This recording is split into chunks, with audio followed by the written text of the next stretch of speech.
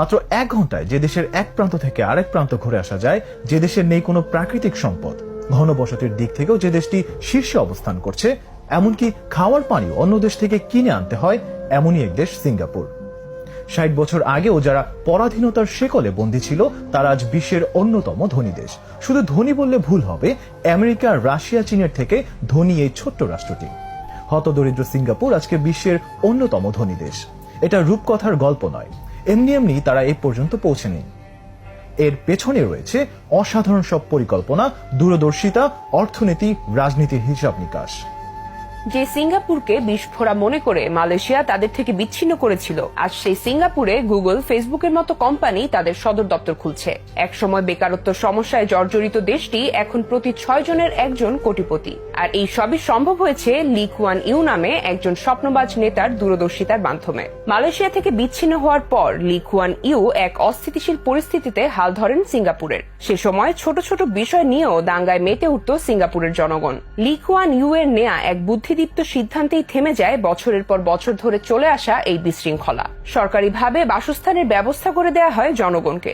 এই এক সিদ্ধান্তেই সরকারের প্রতি আস্থাশীল হয়ে ওঠে সিঙ্গাপুরের জনগণ। একটি সুনির্দিষ্ট নিয়মের মাঝে চলে আসা এই জনগণের মাধ্যমেই পরবর্তীতে আসতে শুরু করে বিদেশি বিনিয়োগ। শুধু বিদেশি বিনিয়োগ না, সিঙ্গাপুর আজ বিশ্বের অন্যতম ধনী ও উন্নত হওয়ার পেছনে আরো দুটি উল্লেখযোগ্য কারণ রয়েছে। প্রথমত, সিঙ্গাপুরের ভৌগোলিক অবস্থান। ছোট্ট একটি দ্বীপ হয়েও এশিয়া ও ইউরোপের সংযোগস্থলে সিঙ্গাপুরের অবস্থান হওয়ায় দেশটির আশেপাশের দেশগুলোর অন্যতম প্রধান বাণিজ্য কেন্দ্র হয়ে উঠেছে। সিঙ্গাপুর পৃথিবীর দ্বিতীয় বৃহত্তম সমুদ্র বন্দর। আমদানি রপ্তানির কাজে 123টি দেশের 600-র অধিক বন্দরের সাথে সিঙ্গাপুর সরাসরি সংযুক্ত। সিঙ্গাপুরে ভূমিকম্প, সাইক্লোন সহ বন্যা, খরার কোনো রেকর্ড নেই। তাই সিঙ্গাপুরের উন্নয়নে সমুদ্র বন্দর ও বিমানবন্দরকে অন্যতম হাতিয়ার হিসেবে কাজে লাগান লি কুয়ান। দূর দূরান্ত থেকে আসা ফ্লাইটের যাত্রীরা ট্রানজিট হিসেবে সিঙ্গাপুরকেই বেছে নিতে শুরু করে। এছাড়া সমুদ্র পথেও মধ্যপ্রাচ্য থেকে আসা তেলবাহী জাহাজকে জ্বালানির প্রয়োজনে থামতে হয় সিঙ্গাপুরেই। সর্বোচ্চ সুযোগ সুবিধা আর প্রযুক্তি দিয়ে বন্দরগুলোকে সুসজ্জিত করা হয়, আর এতে পর্যটন শিল্পেও দ্রুত সময়ে উন্নতি লাভ করে সিঙ্গাপুর। আর এই ভৌগোলিক অবস্থার কারণেই ছোট্ট একটি দ্বীপ রাষ্ট্র হওয়ার পরও 1819 সালে ব্রিটিশরা এই দেশটিতে কলোনি স্থাপন করেছিল। সিঙ্গাপুরকে বিশ্ব দরবারে ধনী হিসেবে উপস্থাপন করার পেছনে সবচেয়ে বড় কারণটি হচ্ছে এর বিনিয়োগ ও ব্যবস্থাবান্ধব পরিবেশ, স্বল্প হারে কর, সরকারের আন্তরিকতা আর সবচেয়ে জরুরি রাজনৈতিক পরিস্থিতি। এসব কিছু মিলিয়ে ব্যবসার জন্য সিঙ্গাপুর গোটা বিশ্বের মাঝে নিজেকে নতুন করে পরিচিত করেছে। ঠিক এ কারণেই বর্তমান বিশ্বের জায়ান্ট কোম্পানিগুলো সিঙ্গাপুরে তাদের সদর দপ্তর খুলছে। বিনিয়োগ বান্ধব নীতির কারণে উন্নত দেশগুলো সিঙ্গাপুরে বিনিয়োগের হার বাড়িয়ে দিয়েছে। এছাড়া মোট জিডিপির 20% আসছে উৎপাদন শিল্প থেকে।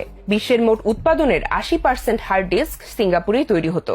আরও একটি উল্লেখযোগ্য কারণ যা সিঙ্গাপুরকে উন্নত দেশ হিসেবে পরিচিত করেছে তা হল, বিশ্বের অন্যান্য দেশের জনগণ যেখানে প্রতিনিয়ত ট্যাক্স ফাঁকি দেওয়ার ফন্দি ফিকির করে, সেখানে সিঙ্গাপুরের জনগণ ট্যাক্সের ব্যাপারে খুবই সচেতন। সিঙ্গাপুরে ব্যাংক পরিষেবার মতোই ট্যাক্স ব্যাংক রয়েছে, যেখানে জনগণ তার জমা দেওয়া সব ট্যাক্সের হিসাব দেখতে পারে এবং দরকারে মেডিকেল বা অন্যান্য জরুরি কাজে সেই জমা দেওয়া ট্যাক্সের টাকা থেকেই খরচ করতে পারে।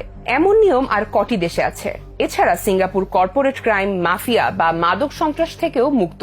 সরকারি সেক্টরে দুর্নীতি ঠেকাতে সরকারি চাকরিজীবীদের বিশাল অঙ্কের বেতন প্রদান করেন লি কুয়ান। সিঙ্গাপুরের শিক্ষা, চিকিৎসা আর আইন ব্যবস্থা এখনো যে কোনো উন্নত দেশের জন্য রোল মডেল। এসব ছোট ছোট বিষয়ের প্রতি সরকারের জিরো টলারেন্স নীতির কারণে আজ সিঙ্গাপুর বিশ্বের অন্যতম ধনী দেশ হিসেবে পরিচিতি লাভ করে। স্বাধীনতার সময় সিঙ্গাপুরের মাথাপিছু আয় ছিল $500। সেখান থেকে লি কুয়ান ইউ তার নিরলস প্রচেষ্টা আর দূরদর্শিতার মাধ্যমে 1990 সালে $14,000 উন্নতি করেন, যা গোটা পৃথিবীর ইতিহাসে নজিরবিহীন।